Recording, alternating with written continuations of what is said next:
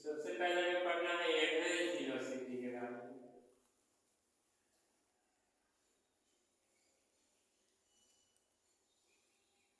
यानी plane motion, ठीक है। वो सिंपल से स्ट्रेट लाइन में जैसे पढ़े उसी तरह है, थोड़ी सी डिफरेंस है। ये y एक्सिस, ये है x एक्सिस, ठीक है। और ये क्या हुआ है कि इस तरह से गया, यानी पॉइंट है, यहाँ से ये निकला इस तरह का। तो ये मान लिया पॉइंट O से यहाँ पर P, यहाँ पर y Q। तो ये जो है r1 को शो किया वेक्टर, पोजीशन वेक्टर। और ये क्या हो गया, OP है, यह r2 को शो करेगा, है ना, x एक्सिस के लिए, 2 डायमेंशन फॉर्मेट। तो फिर अब हमें क्या करना है, डिस्प्लेसमेंट इसका निकालना है। तो डिस्प्लेसमेंट के लिए हम इस दोनों को क्या करेंगे, मिला देंगे। और ये जो कर्व पथ पे आएगा, यानी ये जो मिलाएंगे ना, तो ये इस तरह का कर्व पथ आएगा, ठीक है, कर्व के रूप में इस तरह से, है ना। इस तरह से आया तो ये डिस्प्लेसमेंट हो गया, शो कर रहा है ना, डिस्प्लेसमेंट शो कर रहा है। वैसे एंगल भी आगे बढ़ेगा, लेकिन पहले हमें सिंपल सी एवरेज वेलोसिटी जानना है। तो इस पॉइंट में तो क्या है कि एवरेज वेलोसिटी यानी पोजीशन वेक्टर r1 और r2, ठीक है। तो r1 r2 के साथ जो टाइम होगा, है ना, टाइम ही होगा, तो उसे हम एवरेज वेलोसिटी के नाम से जानते हैं, जिसमें हमें डिराइवेशन करना है। By the definition of motion in straight line में हम लोग पढ़ चुके हैं। r1 के लिए और r2 के लिए क्या करेंगे, यहाँ पर दे देंगे तो अच्छा रहेगा, r1 r2। और ये डेल्टा r हो गया, यानी डेल्टा r करने का मतलब है डिस्प्लेसमेंट निकालना है। तो r2 माइनस r1 इन होते हैं वेक्टर फॉर्म में, है ना, r2 माइनस r1 कर दिए। तो अब हमें इसमें दिखाना क्या है, r1 का जो पोजीशन वेक्टर्स के लिए देंगे वो है x vector x cap i plus y cap j, x1 y1, ठीक है, क्योंकि 2 डायमेंशन फॉर्म में है। और r2 के लिए लेंगे ना, तो यह हो जाएगा x2 cap i plus y2 cap j। तो अब क्या करना था, हमें पोजीशन वेक्टर दिखाना था।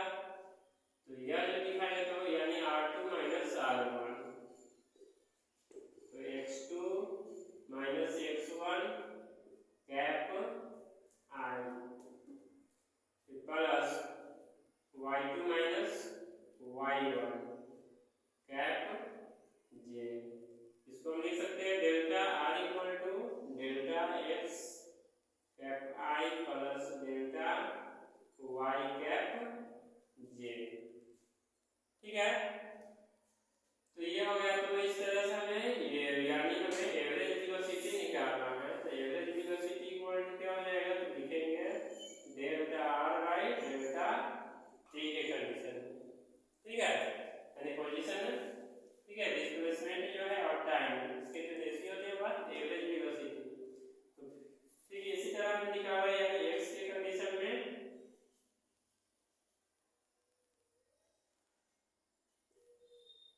लिख देंगे delta x cap i by delta t plus delta y delta t cap j। ये हमारा एवरेज वेलोसिटी निकल गया, है ना। अब इसी में है इंस्टेंटेनियस वेलोसिटी हमें निकालना है। क्या निकालना है अब नेक्स्ट में, इंस्टेंटेनियस वेलोसिटी। तो ये एवरेज वेलोसिटी हो गया। अब हमें इंस्टेंटेनियस वेलोसिटी निकालना है, यानी एवरेज वेलोसिटी का इक्वेशन किस तरह से निकलेगा, तो ये हमारा एवरेज वेलोसिटी का इक्वेशन हो गया, ठीक है, फॉर्मूला। अब इंस्टेंटेनियस वेलोसिटी निकालना है।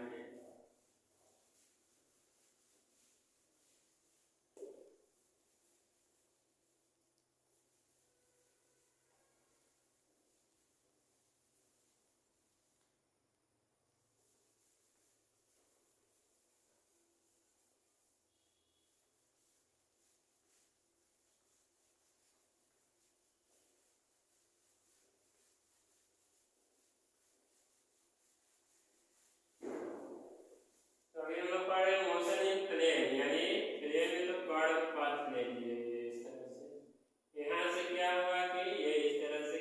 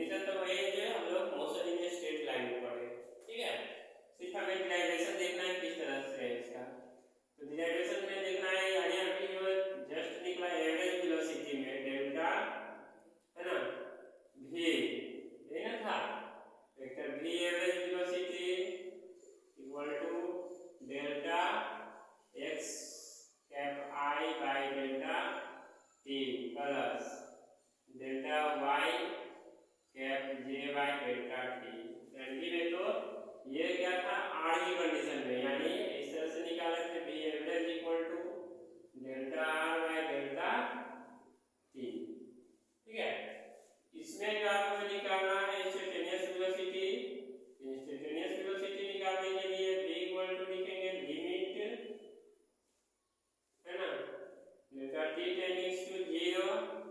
ठीक है, लिमिट का कंडीशन लेंगे और यहाँ पर क्या करेंगे delta r by delta t कर देंगे तो हो जाएगा हमारा क्या dr by dt। dr by dt हुआ है